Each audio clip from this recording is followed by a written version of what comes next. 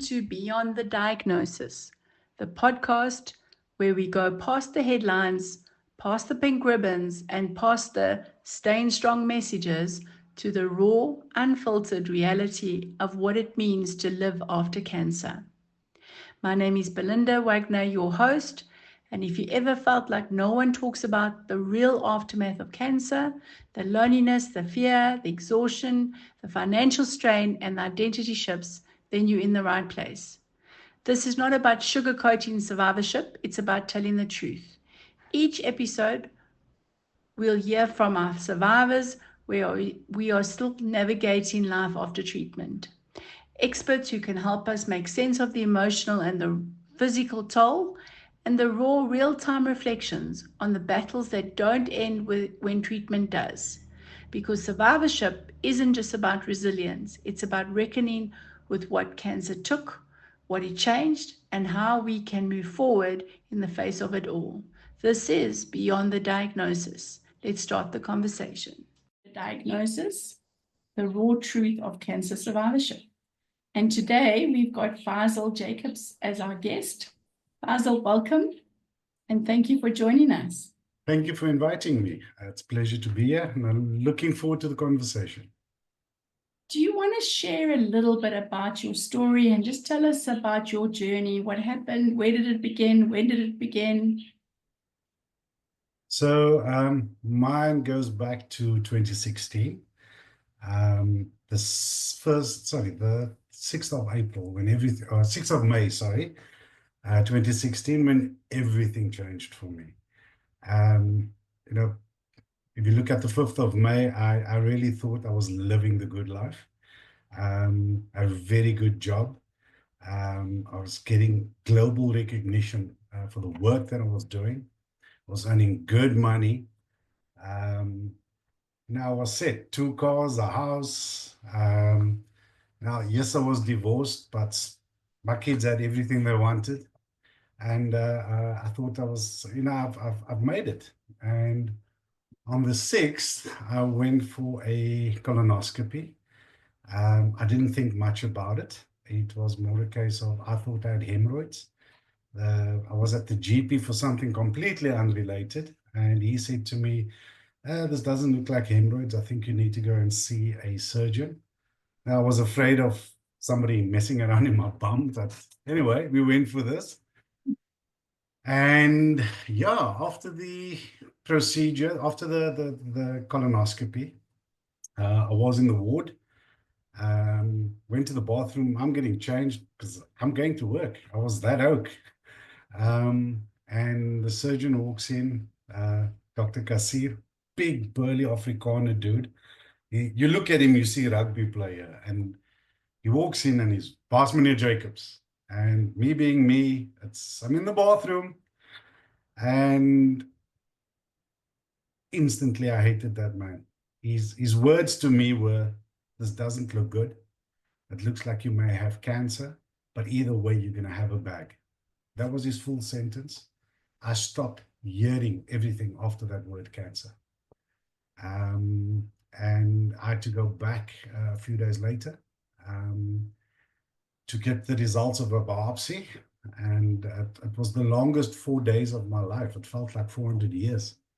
And yeah, it got confirmed. I had colo-rectal cancer, and I was going to need this surgery to remove the tumor that would leave me with a permanent stoma or colostomy. And almost 9 years later, I'm cancer-free. So would you share a little bit about going back to when you got that diagnosis? You spoke about how you weren't best friends with the doctor, but what happened from an emotional perspective with your family, with your friends? How did you deal with life then? So, if you've done any sort of coaching or life skills workshops, you would have learned about the grief cycle. And they depict it as this wave where you go through these different stages. And it's sort of that perfect, almost U-shaped wave, but they don't tell you you're going to be going repeating cycles of this wave. So I think it was the first time ever that I'm not coming to work. There was just too much going on. And there's this, as I've come to learn, there's this phenomenon on the African continent. When you hear the word cancer, you sign your death warrant. And I did that. I was dying. And at the time, I was taking care of my late mom, who had systemic lupus as well as dementia. My boys were 9 and 11. Who was going to take care of them? I'm not going to see them matriculate, get married. I'm going to miss so many milestones. Because again, for me, I signed on the dotted line. It's a death warrant. But then there was this sort of negotiation stage. And I remember going, Ya Allah, dear God, help me beat this thing. And if my journey can inspire one person, alhamdulillah, all praise be to you, it was worth it. And I kind of made the decision purposefully to stop looking at Google, because I was just getting overwhelmed with too much information. And keep in mind, up until waking up after surgery, I never looked up what a stoma was. Everything was centered around cancer, the cancer. And for me personally, the information was just way too much, and there was just way too much contradiction, and I didn't want to sit with that. And I think for me also a very interesting thing happened during that time of you could have cancer to getting that confirmation. I picked my boys up from school, came home, and I was helping my youngest with homework. And I had him on my lap, and we were going through his homework, and then my cell phone went. I saw it was work, and I sort of scooted him off, opened up my laptop, and I answered the phone, and Riaz walked off, and his words cut deep, and it was, fuck, work again. Wow. He was angry. And I went through the call, but that, like, as I said, it hit. And it wasn't that he swore. It was just the meaning behind those words. And I asked the question, what are they going to remember about me? And again, I'm in this I'm dying sort of mindset. And all I could come up with was my father gave us everything we wanted, but not all we needed. And I realized I wasn't present. I had this great job. I thought nothing of working 14, 15 hours a day. I'm not exaggerating. I'd finish 11 o'clock at night. It was a 24/7 operation. But I'm back the next morning at 9 o'clock. And as I said, I was getting global recognition. Every 6 months, I would be cashing in shares as part of the management perks that we had. My last lot of shares, one share was valued at $1,000. I was styling. And all of a sudden, all that money that I was earning meant nothing. And that's where I went, Ya Allah, help me beat this thing. And if I could inspire one person. The Friday before this, I also then made the decision to tell the family, I'm going to stop looking at Google. And I'm not interested in Auntie Fauzi's friends, Khadija's boyfriend's auntie with their secret recipes. Faizel, just give me a sec. My freaking door slammed. So, Olivia, you're going to have to cut it. So just pick up where you made the decision to tell your family and you weren't interested. Sorry. No worries. So I made the decision and was extremely conscious that I'm not going to take people's recommendations and secret recipes and the likes. I'm going to trust, and I remember saying to the close-knit family, I'm going to trust that the Lord above is guiding the surgeons, and I'm going to do everything that they tell me to do to beat this thing. Please, no secret recipes, no conspiracy theories.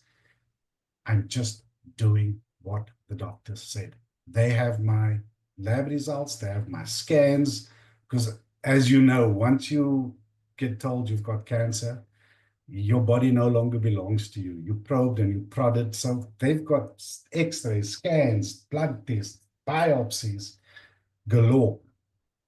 And they're basing their decisions on what they're finding. And I still got the recipe books. I still got the unsolicited advice. And there was an incident that happened that was really telling. And it was my opposite neighbor who came over, and I invited him in, and he's, nope, nope. I just wanted to say, I'm really sorry. I heard you got cancer. And I said, yes, Mr. De Silva. And he's like, you need to stay positive. And I said, I'm positive. I'm going to beat this thing. And he says, no, no, no, you don't understand. You need to stay positive. And I'm getting frustrated with this man, and I'm positive. And he goes again, it was a third time. You do not understand. You need to stay positive. And in my mind, and excuse me for the profanities, but I went, for fuck's sakes, I'm positive. But I don't know, something in me just said, you're right, Mr. De Silva, I need to stay positive. And he said, that's it, my boy. I'll come and see you again. And he turned and he left. And it was at that point, because I'm also filled with anger now, not just that, why me? Why am I going through this? I'm a good man. I'm chairperson of the Thornton Islamic Society. I'm actively involved and sitting around the same table with the mayor of Cape Town, fighting for land so that we can build a mosque. I mean, that's like one of the ultimate forms of jihad. What did I do to deserve this? I have that anger, and then also people giving me this unsolicited advice, recipes, and this incident that happened. And I came to the conclusion that people wanted to help, but they didn't know how.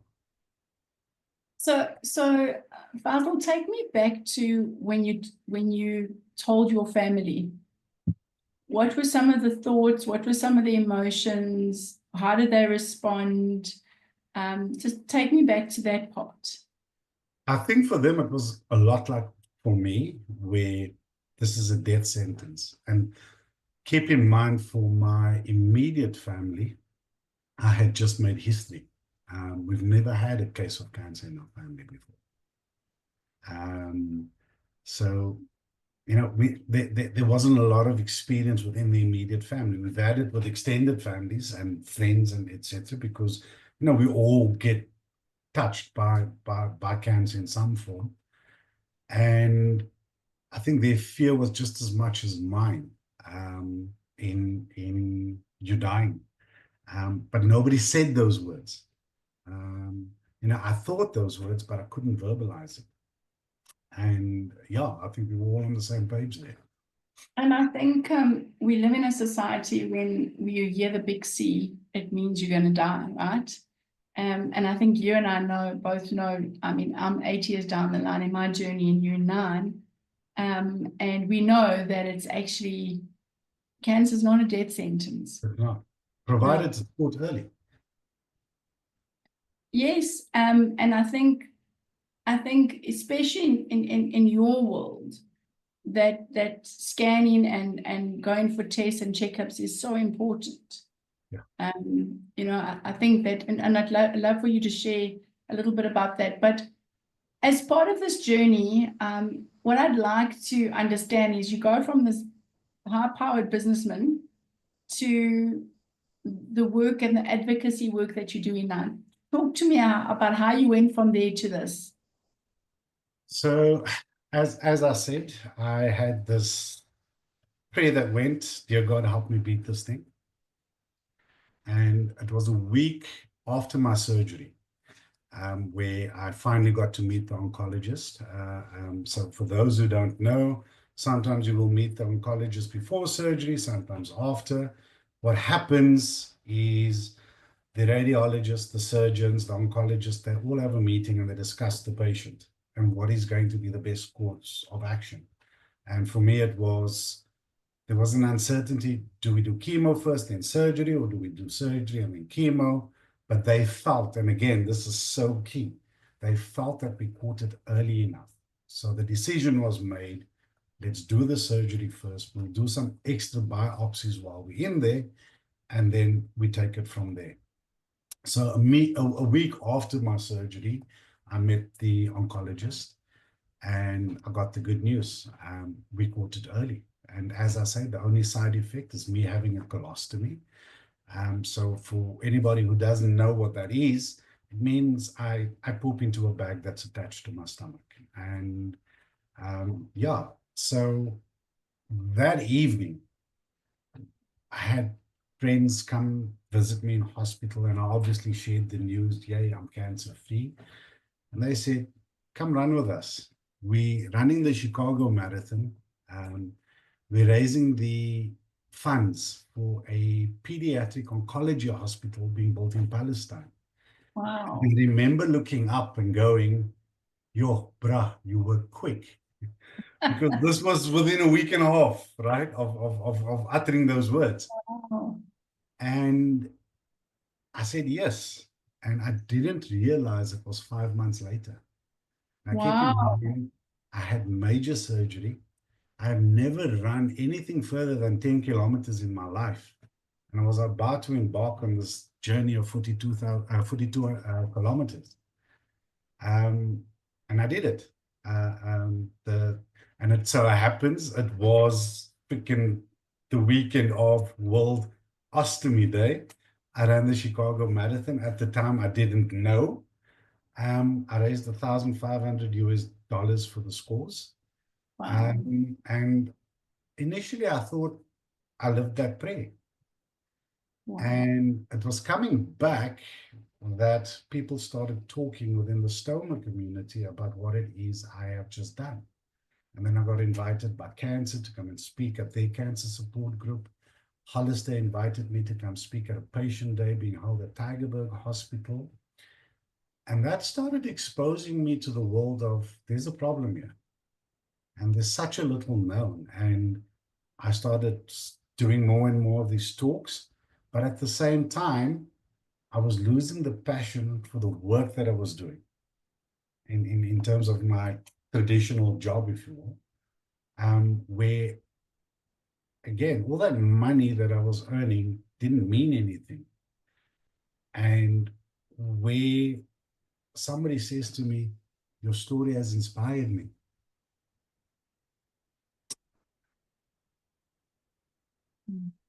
That's so beautiful. Oh, that's so beautiful. Faizel, I think at any stage of our life that, when you go through a trauma like this, if you can somehow give back in a small way, that's almost more meaningful than the journey that you go through. Exactly. No, it is. And for me, and certainly colleagues that has joined in on this journey, and I call them colleagues, but we are all ostomates. I think the biggest blessing is we kind of realize that as much as we're going through our own crap, there's someone that's going through worse. And it's really kept us grounded in that. And we're facing the obstacles that life puts out there, because whether we like it or not, and no matter how much you plan, life is going to throw you obstacles. It just keeps that perspective going for our own personal selves. Faizel, talk to me about the colostomy bag and, what is it like? Because your life is not the same as it was before. Talk to me about the adjustment, just demystify the whole stigmatism about the bag and what's life really like, and just share a little bit your journey and some of your challenges, and please be as raw and honest as possible. So I think the first thing, nobody can prepare you pull life with an ostomy. Nobody can. And the journey is very different for everyone. And I think the same speaks to the cancer journey. Um, a good friend of mine, she has a colostomy, also colorectal cancer. But her journey was very different to mine. When my cancer was caught early, I didn't need chemo radiation. She needed chemo. And so her body reacted differently. So the challenges she faced was very different to mine. But the one thing that became brutal for me and so many ostomates is humiliation and our dignity being stripped. Because when you have a pouch that isn't working, and what I mean by that is it doesn't give you a good seal. So when you do your business, whether it is a urostomy for urine or an ileostomy or colostomy for feces, you end up swelling yourself. Now, we've all been in a car, we're rushing home, and I need the bathroom. And we've got this ability to squeeze. And you pull up at home and out the car, and the freaking key won't go into the front door. Nothing works, but you are able to squeeze. As an ostomate, we do not have that. We're incontinent.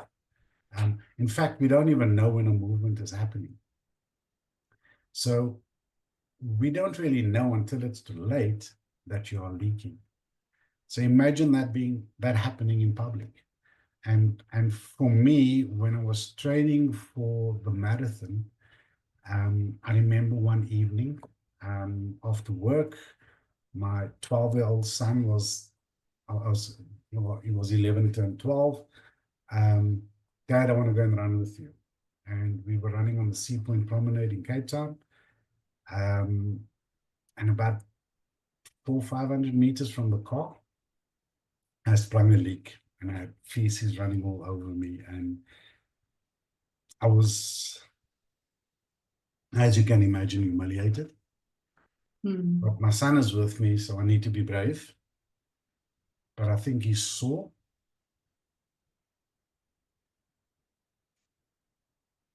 And he just said, Dad, don't stress.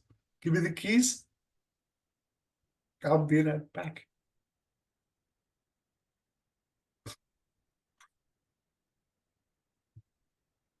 He ran to the car, he came back. And he stood on the promenade with a towel around him that I could change.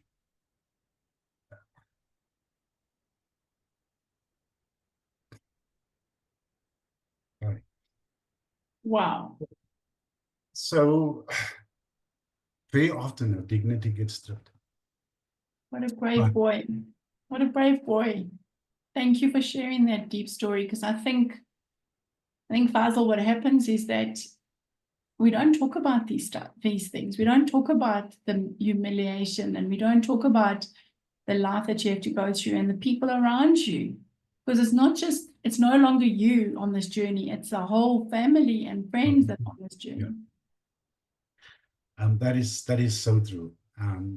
You know, there are certain stories about things that happens. It takes me straight back to that emotion.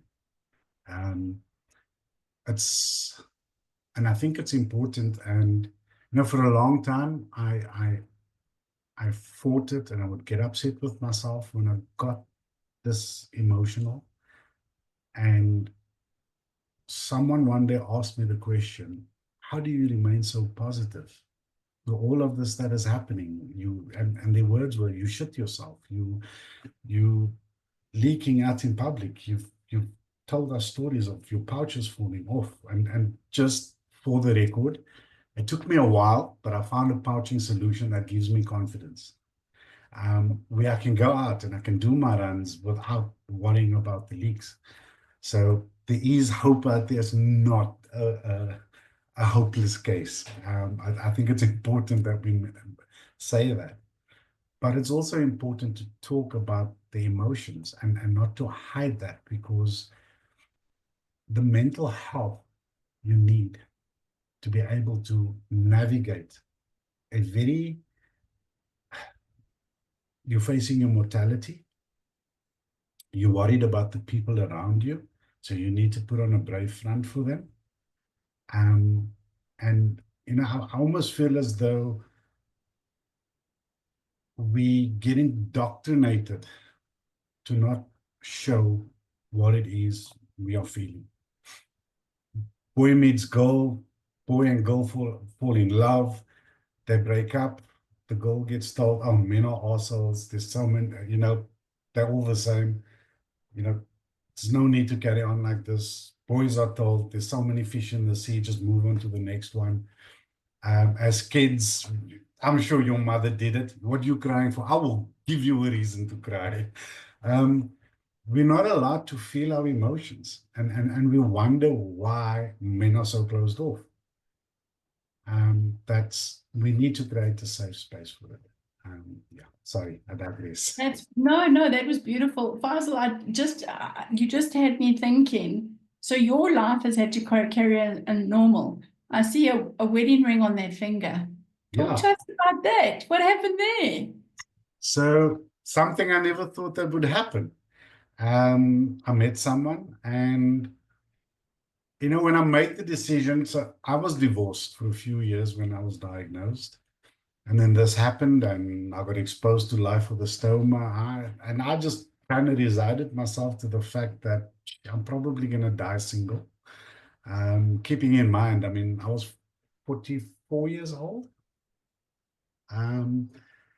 And yeah, I met someone. But when I made the decision, you know what, let's try this dating thing. Because it's the companionship that you miss. That's someone to be able to speak to. And it was a tricky one to navigate, because at what point do you say you have the stoma? Because not everybody's going to want to accept you for that. And I put it out there right up front. Wow. I got rejected. I got accepted. But yeah, eventually I found someone who accepted me for me, and we almost married 6 years. So yeah. Oh, congratulations. That is just a beautiful story. Thank you. So there is life after a bag. There is life after a bag, and even with a bag. And with a bag. And how are your boys doing? They're good. They don't even see it anymore.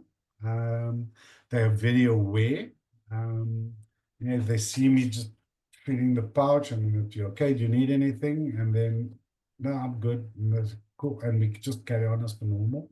So, I've also had to learn how to, and I think this is important when you're facing something like this, and even with cancer, we don't want to share what is happening. We don't want to share the journey.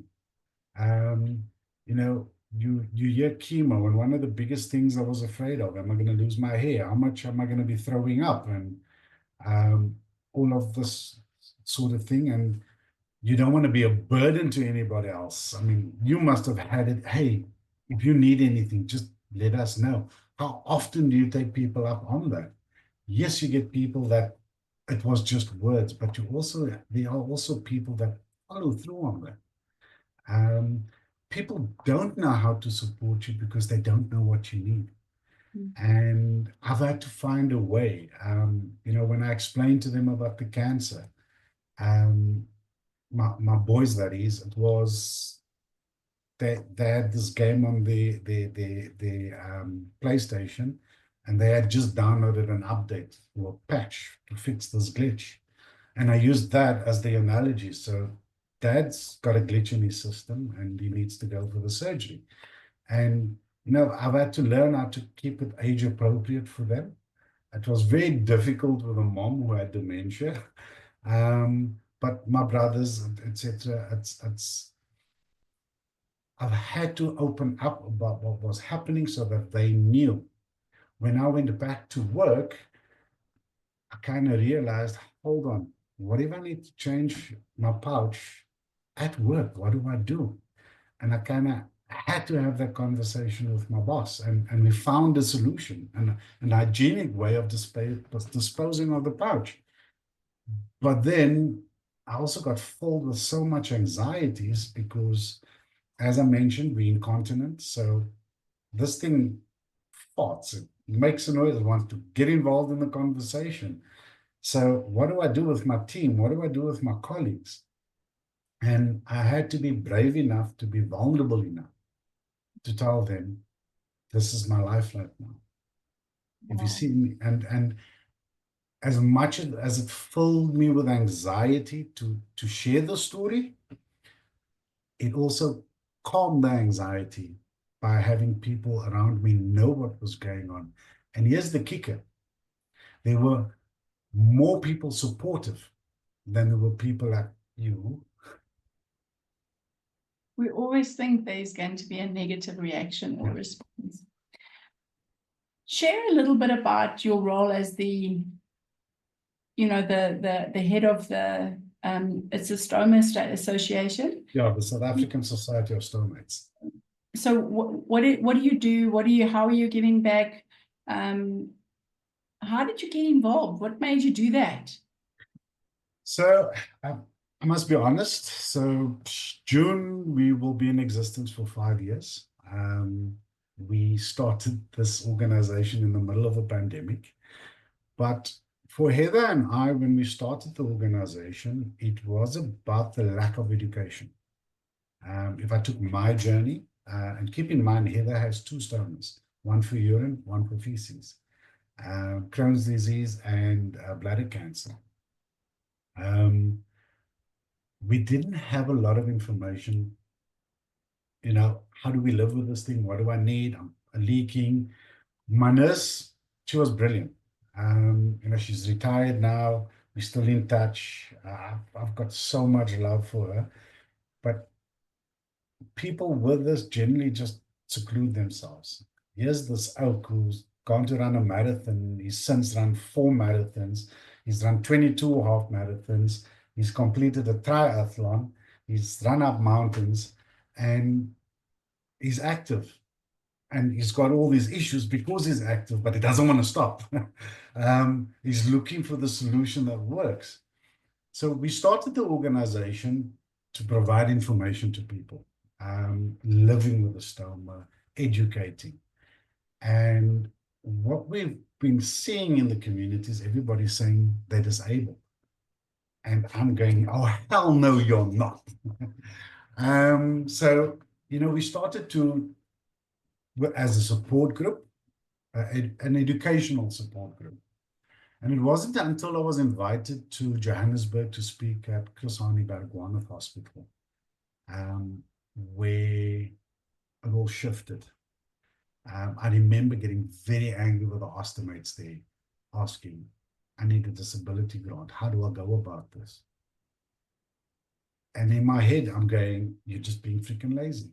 You can very well live, and I've done all these things. And there's Lorato who went up Kilimanjaro. There's Jolene Taylor in the USA, double ostomate, and she has a billboard of her showing off her back. She's a freaking model. What do you mean? And again, you get these little bit of epiphanies, and I stopped talking. And I stopped having these conversations in my mind, and I started listening. And then I realized just how debilitating it was. And the fact is, we are not disabled, but if the state is not giving us our pouches, you are debilitating us. Mm-hmm. Keep in mind that my stoma pouch, I've actually got 1 year. This little pouch, to me, is what your toilet is to you. If you go to a venue and you're going to be there for several hours and they tell you the bathroom's out of order, immediately you need that bathroom and your anxiety levels go up.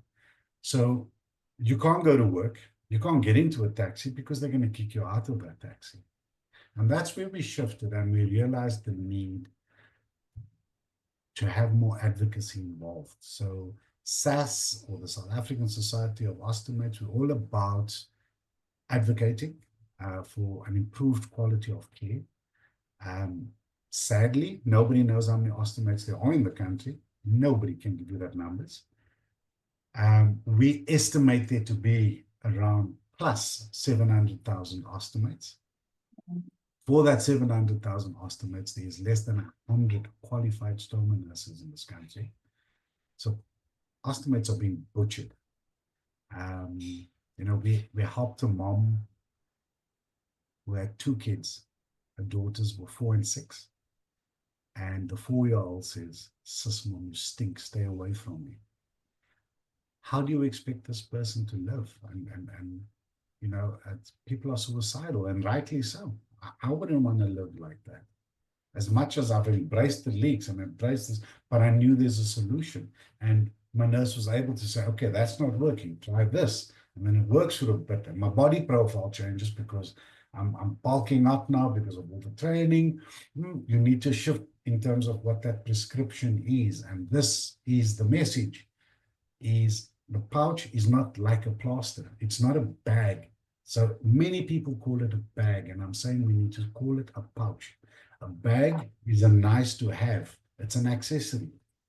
And very much like spectacles, the function of spectacles is to help me see, and it's to help you see, but we cannot interchange our spectacles. My script is specific to me. The frame, my frame may not fit in your face. It may not suit your face. So our pouches are very much the same. It needs to be prescribed based on our body profile, our lifestyle. Someone working in an office environment is going to need less pouches a month than someone working in a factory who's moving around all the time. So there's a lot of education that needs to happen. And this fight with the Department of Health, I call it a fight because we're fighting bureaucracy, is to recognize stoma therapy as a specialty so that we can encourage more nurses to take up, and to raise the level of education with clinicians so that we can improve the dignity and the quality of life of the ostomate. It's also interesting. I'm just sitting thinking how you would have a ramp for someone in a wheelchair. You would have a special bathroom to accommodate disabilities.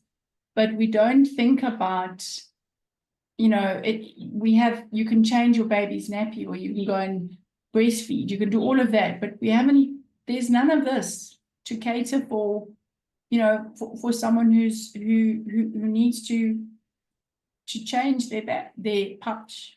The pouch. It's the truth. There's a shift in Europe. In the UK now, on the tube, you'll find these little posters. Our toilets are stoma friendly. It'll be a great help for me if there's water, so I can wipe and clean myself properly when I'm changing while I'm out in public, because things happen.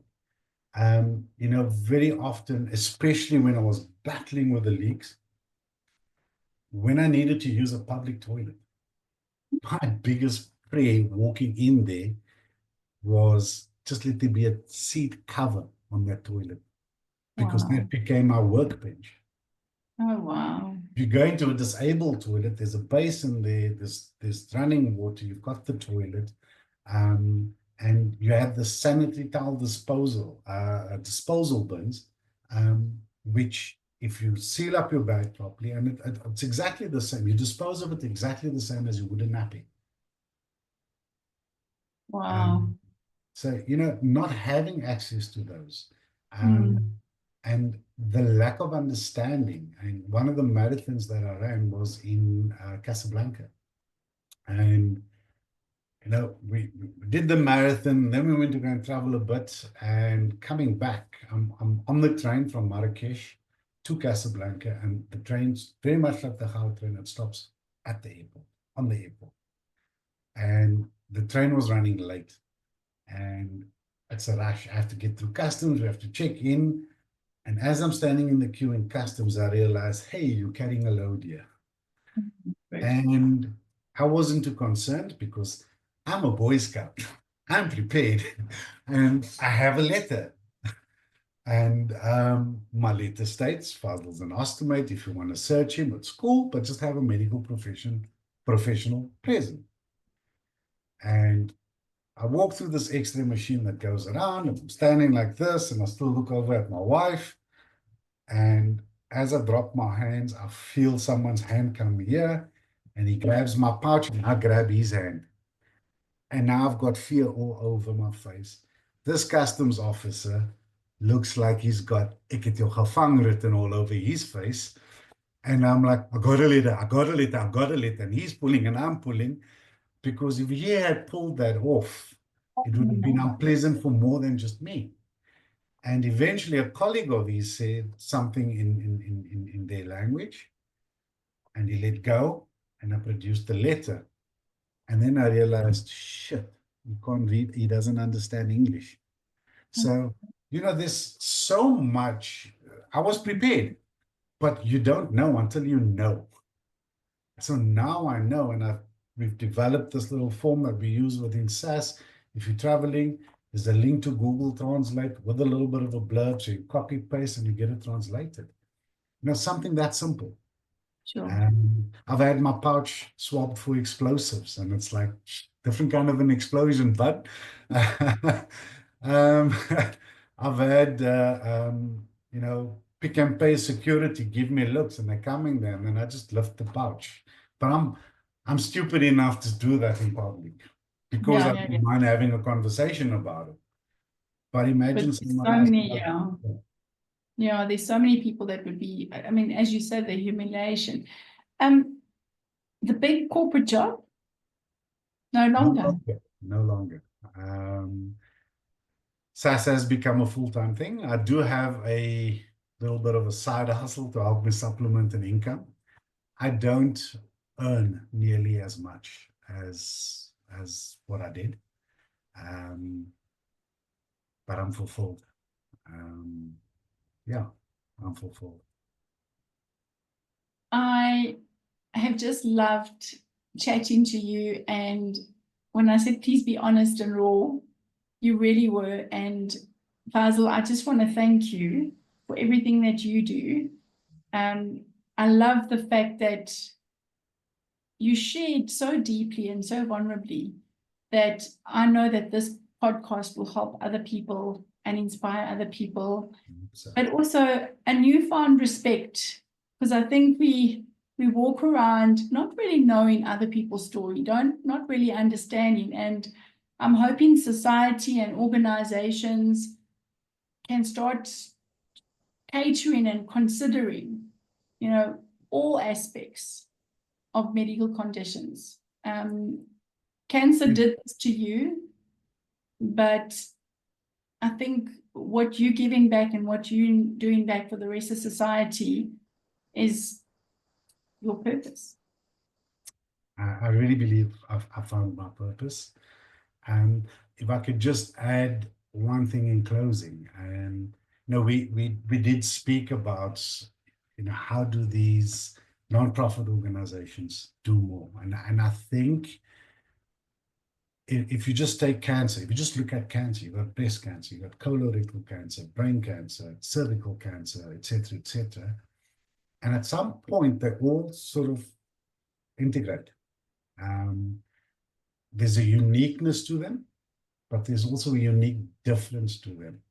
And I think that nonprofits need to collaborate with each other a lot more. But more importantly, we got to